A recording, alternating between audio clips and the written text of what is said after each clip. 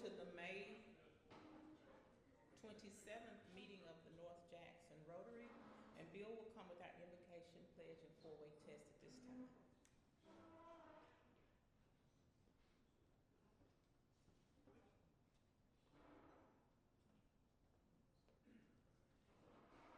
Can everyone hear me okay? Join me in prayer, please. O God, our eternal help and hope, in this week of national remembrance, we gratefully recall the blessings of the past that inspire hope for the future.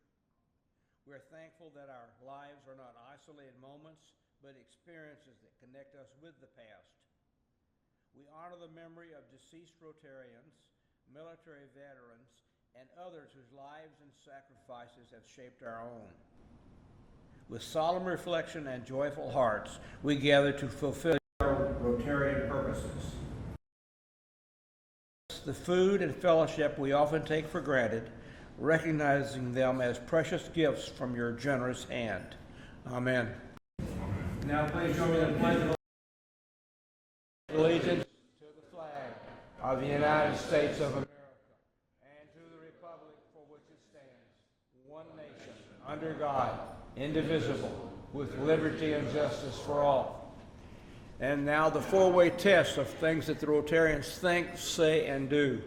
Is it the truth? Is it fair to all concerned? Will it build goodwill and better friendships? Will it be beneficial to all concerned? And I was at an Eagle Scout award the other day, and they were talking about the comparison between the Scout law and the Scout oath and the four-way test. So they all fit together. So remember. Okay. Thank you. I guess I went too far. Thank you, Bill. At this time, do we have any visiting Rotarians or Rotarians with guests? Edley? Yes, I'd like to introduce a dear friend of mine, Parker Hall. He's a member of the Vicksburg Rotary Club. I'm going to take a moment to tell you I would never let Parker introduce himself because my wife witnessed him introduce himself as saying he worked in a sawmill when his family actually owned Anderson Utility Company, one of the largest up and down the Mississippi River.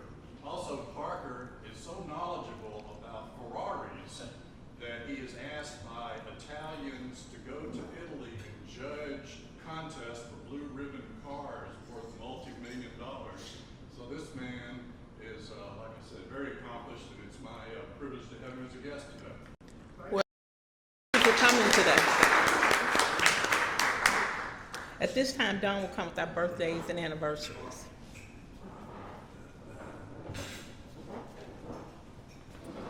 Well, we have a lot of birthdays and anniversaries. Evidently, I haven't counted to see how many of the people we're recognizing are actually here today, but we have sort of a light crowd on the day after the holiday, so I'm not sure.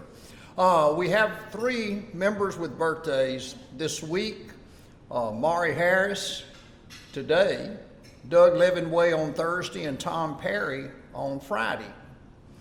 We have 4 members celebrating wedding anniversaries, not the least of which is the club president, Lori Greer, and her husband John are celebrating their anniversary today.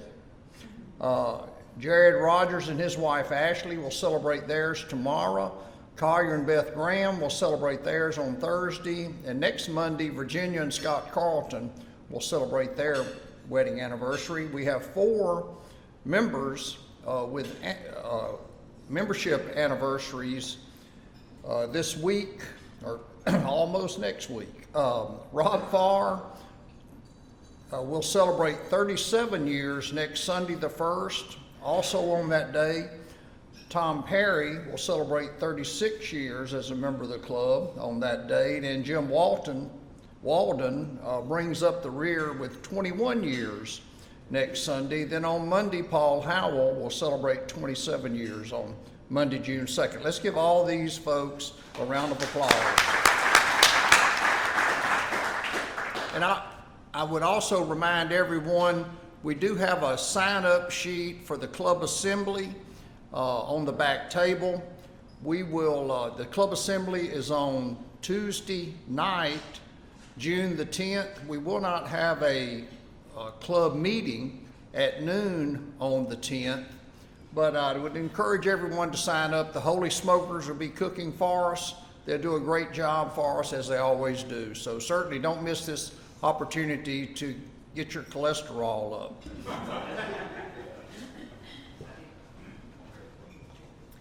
Thank you, Don. If there are no more announcements, at this time, Bruce will come and introduce our program for today.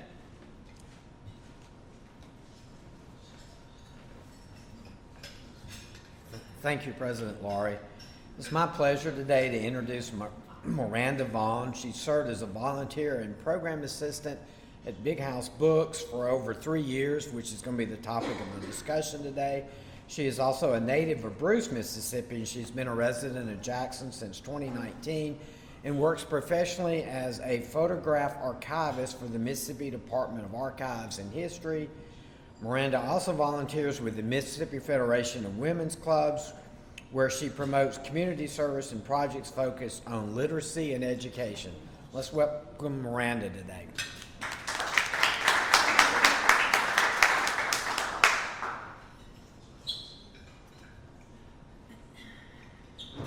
Thank you so much. I'm really excited to be here to talk about one of my favorite organizations, Big House Books. If you're not familiar, Big House Books is a nonprofit organization here in Jackson that provides books for free to incarcerated people in Mississippi prisons. We are the only Books to Prisons group in the state, so we serve all the state prisons, the local jails, the federal facility in Yazoo City. And the way it works is the incarcerated person will write a letter to us requesting specific titles, genres, authors, just letting us know their book interests. And we have a small space over on Millsaps Avenue here in Jackson where we have essentially a library of reporters, and we will fill those requests to the best of our ability based on the letters that they wrote to us. We've been around since December 2014. Started off with just a small group of teachers and nonprofit folks in the area. I think they started collecting books in the trunks of their cars and then moved to a closet, and now we have a space in a warehouse down in Midtown. So we've definitely grown a lot in the past 10 years. We've grown a lot in the past 3 years that I've been involved with them. So they're a wonderful organization. I'm excited to let you know more about them. So here I just wanted you guys to see kind of a breakdown of what the prisons in the state look like. As you can see, the bulk of the incarcerated people that we serve are going to be in state prisons, the largest one being right down the street in Pearl, Central Mississippi Correctional Facility. We serve a lot of local jails as well, county and city juvenile detention centers, and then the federal prison in Yazoo City. According to this, I believe this is from 2023, about 27,000 of Mississippi's residents are in prison. So we do have a pretty high prison population here, and with the exception of a few, maybe like local jails and things like that, we pretty much have at least a couple of people in each prison that we serve on a regular basis. And again, we are the only Books to Prisons group in the state of Mississippi. Most states in the United States do have at least one that will serve with some serve outside of their state, some only serve within their state. The way that we got started actually was that the North Carolina group was getting a lot of letters from Mississippi folks, and they're like, we don't have the capacity to fill all of these requests. So they came down and talked with some local organizers here to see if they would be interested in starting a group, and that's how Big House Books was initially born. So why do we serve incarcerated people? First of all, there's a need there. We believe, and all of our supporters believe, in education and access to books and reading, and that they can change lives. And we see a lot of the people who use our services definitely benefit from them. I have listed here some barriers for incarcerated people. A lot of the people that we serve are indigent, and they don't have family and friends that send them mail and send them books. And a lot of them will tell us, you guys are the only people who send us anything. We get a lot of letters on a weekly basis where somebody says something along the lines of, whenever I get a package from you guys, I'm like a kid on Christmas.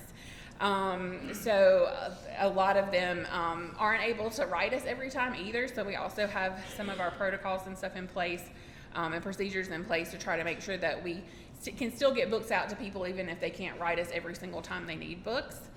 Another barrier is there's limited access to prison libraries and educational resources. Some of the prisons and jails that we serve do have prison libraries, and some of them will reach out to us and ask if we can even send like bulk books to them to help stock their prison libraries. A lot of the incarcerated people that we send books to will even, once they're done reading their book, they'll donate it to their prison library. But then you have a lot of like the smaller jails and things like that that just don't have the space for that sort of thing. So there's no, in some of those places, there's no access at all to books unless, you know, a family member or a friend or somebody sends them the books. And of course, educational resources and stuff like that are also limited to, you know, certain prisons have more access than others. A lot of the people that we serve get transferred to other facilities really often, so that might also interfere with what kinds of things they have access to as well. There's also educational barriers. A lot of the people that we serve that are in prison don't have much of an educational background. Some of them are in GED programs and things like that. But there are educational barriers that a lot of the books that we supply to them can kind of like fill that void. And then there's also a lack of resources for returning citizens. For people like once they get out of prison, you know, they've served their time, they're ready to go back into the world, and a lot of them will request like trades and skills books from us so that they can learn like carpentry skills or electrical or plumbing so that they can do freelance things once they get out of jail, because they may or may not be able to have a job. Some of them don't have homes to go back to, so they'll request like outdoor survival type things from us so that they can prepare to possibly have to be unhoused for a little while. So some of the books that we supply definitely help them on their journey to getting back out into the world and meeting those needs for them as well. And I included up here a couple of letters, examples of letters that we've received. This one person, I don't know if you can see it very well, but one person, the one at the top, is a person who's from Montana serving a 15-year sentence at Tallahatchie Correctional Facility, Tallahatchie County Correctional Facility. And they said, without your company and volunteers, we wouldn't have access to reading. And then the one below it is a person who says that the books that we've sent to them have helped them with their mental health and helped keep them sane. So we get a lot of letters like this on a weekly basis where people are just so grateful for the books that we've sent, so grateful for our services, and they'll tell us, you know, kind of their own testimonials of what the books have done for them. So it's not just about education, it's not just about entertainment, but a lot of times the books that we send them give them, honestly, a will to live to an extent and help them with their mental health and give them a sense of escapism.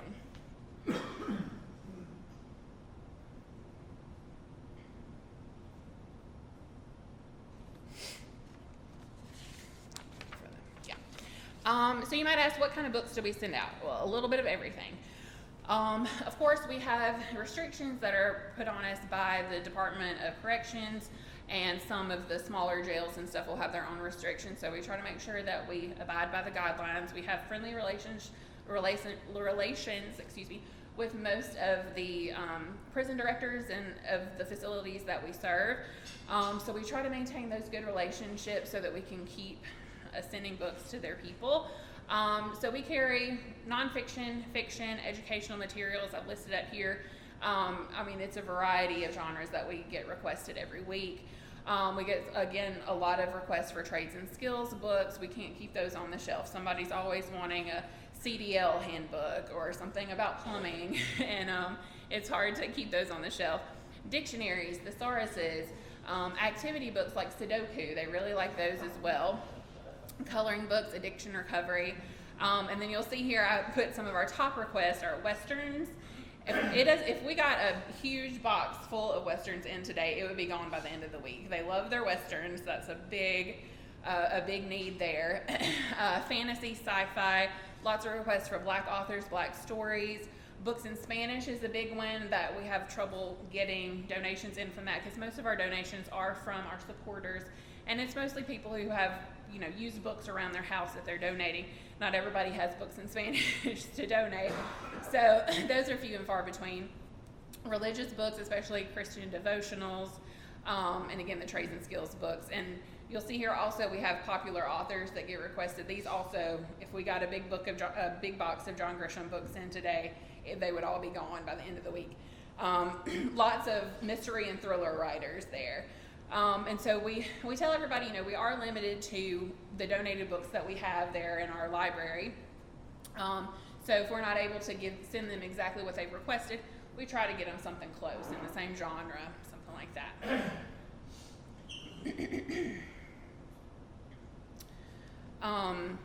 And of course, like I said, there are restrictions from the prisons themselves. We can only send paperback books. That's a big one.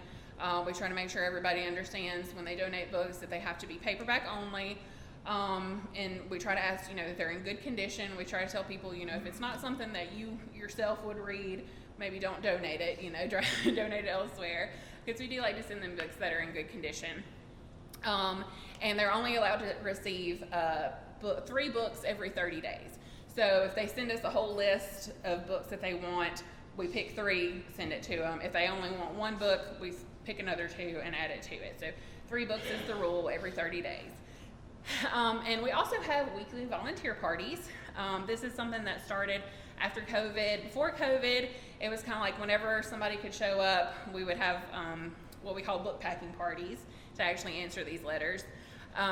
But since COVID, we've had a huge rise in the number of volunteers. I think everybody was just excited to get back out and do things. And in 2022, we moved into our first climate-controlled space, so we have air conditioner now. And that has been a game changer, especially for people who are needing volunteer hours and stuff. There's a lot of things that you have to do outdoors, and we're like, no, come to us. We're indoors and air conditioned. We'll show you a good time. So this is kind of a breakdown of what you'll see if you show up to any of our volunteer days, our book packing parties. They're Sundays from 12 to 2 p.m.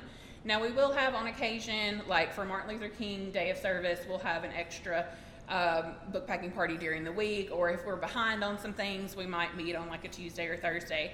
And we always try to put those out on social media to let people know if we're going to be meeting on a different day. But this is our consistent day, and it's done really well so far. So essentially, and I've got some pictures here of what some of our book packing parties look like. We kind of have an assembly line going. So we usually always have some books that need to be shelved, shelves that need to be organized. Our little retired librarian volunteers that like to come every week, they love to shelve. So that's an easy one. Then we have what we call picking, which is essentially where you go in, you actually read the letters from the week, and you choose books and actually fill the requests. That's the fun part, because you actually get to read these letters and kind of have that personal connection with the person whose request you're filling. The third step in that packing process is logging. We have a database that a lot of the Books to Prisons groups in other states use. We kind of share it. And in this database, each incarcerated person that we're serving has their own profile with their location, their inmate ID number, all that, and we'll list the books that we're sending them, so we kind of keep a record of all that. And then we print out a mailing slip to then be packed, and packing obviously is the last step. We have inmate brochures that we put in all of the packages that include it has information about us, and it's the main way that we kind of spread the word about who we are within the prison. But there's also a little cutout in there so that if somebody doesn't have their own paper to submit a letter, they can just rip out that little page in the brochure and send us their request that way. So that helps on those that you have to purchase paper and things like that from the commissary, and so that saves on our indigent readers who may not have money for paper. So we always put a brochure in the packages and stamp them and take them to the post office after the book packing party is done. And 3 years ago when I first started, we were good if we got 4 of the USPS boxes full of packages. And now I think on average 15 to 18 boxes is what we end up with at the end of the day on Sundays. So we've grown a lot. We've gotten a lot more requests. We've gotten a lot more volunteers. So we're sending out a lot more packages.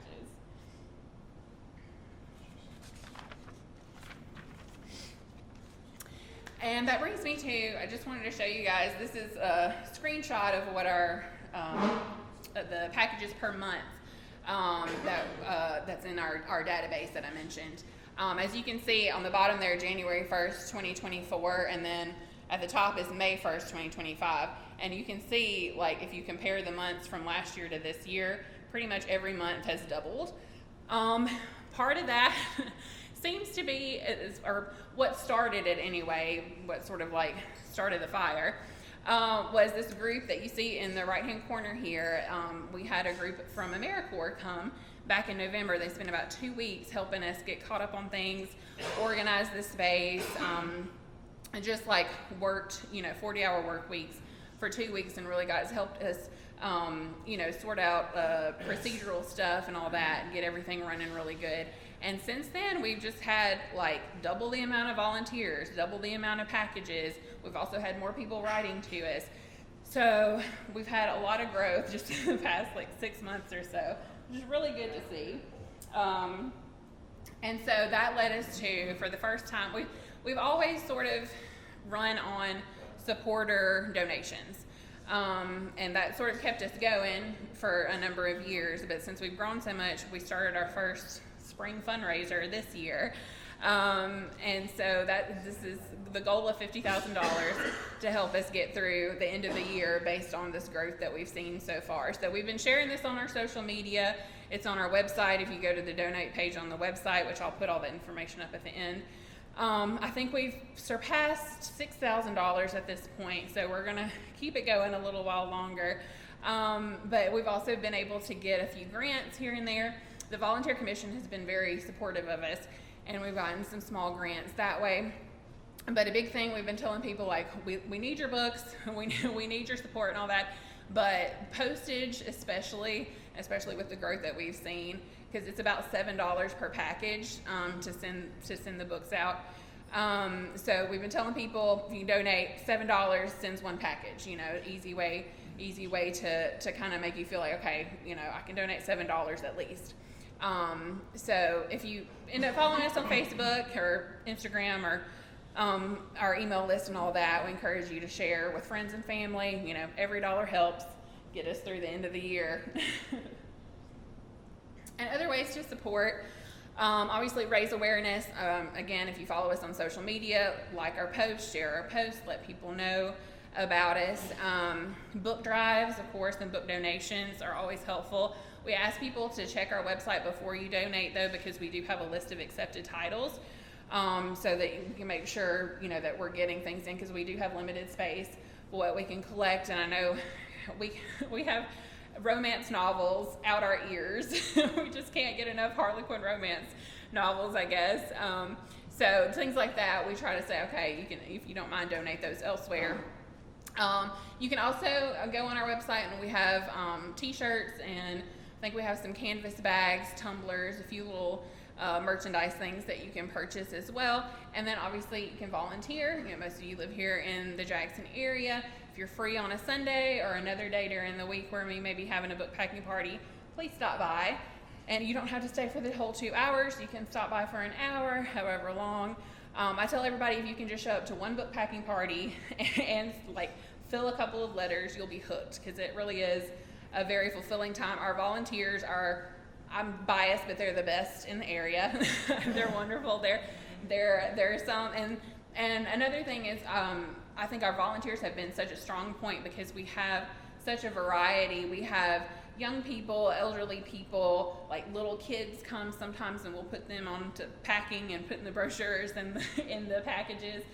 And you'll have college students over here with a 70-something-year-old retiree, and they're helping each other find stuff, and it's like a nice little family, and it's a wonderful time. So I encourage any of you to come. If you wanted to share one last letter, this is one of my favorites that we've gotten. This is from a person who said, that they had been incarcerated for 15 years and used our services for a number of years. But they said they wrote this last letter letting us know that they wouldn't need our services anymore because they're going home to their family.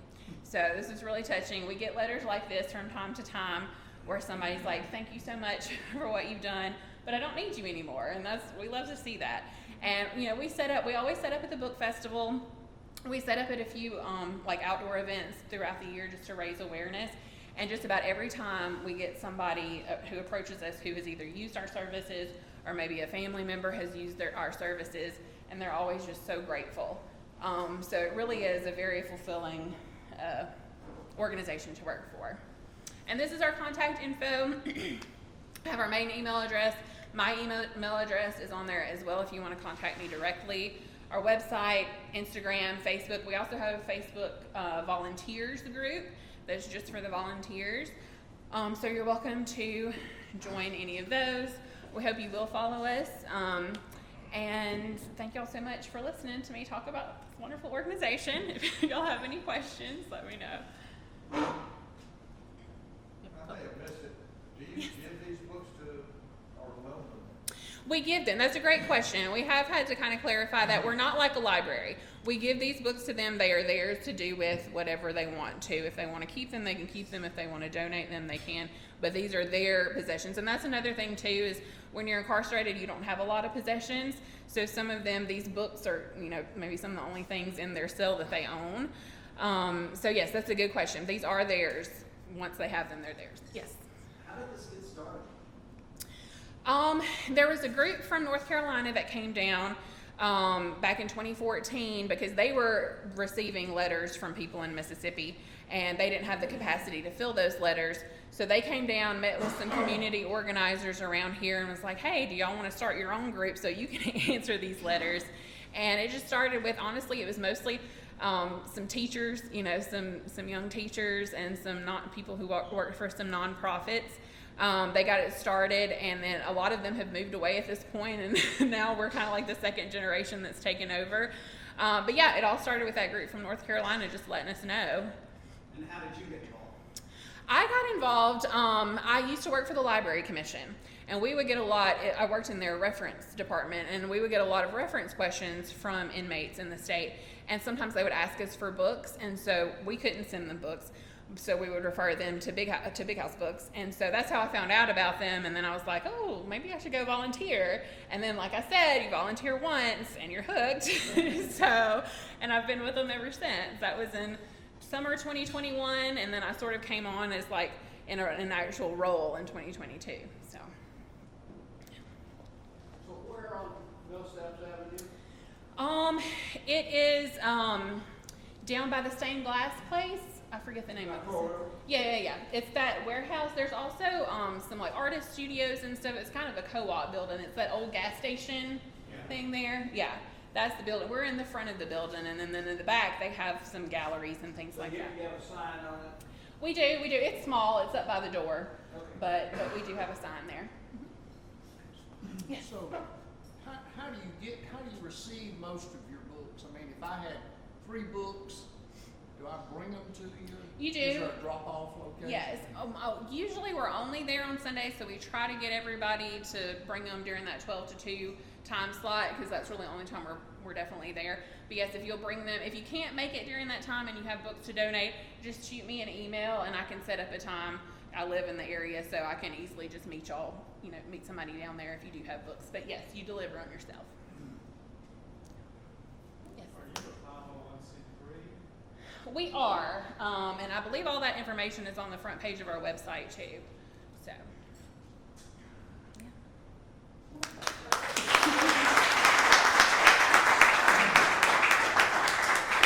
Thank you for coming today. I really enjoyed the presentation. Thank you so And much. we have a Rotary white water Rotary mug Love for you. it. Thank you so much. Thank you so I much. appreciate it. Thank you so you. much. If there's nothing else, please stand and we'll join with our club motto, service above self, one profit, most who serve.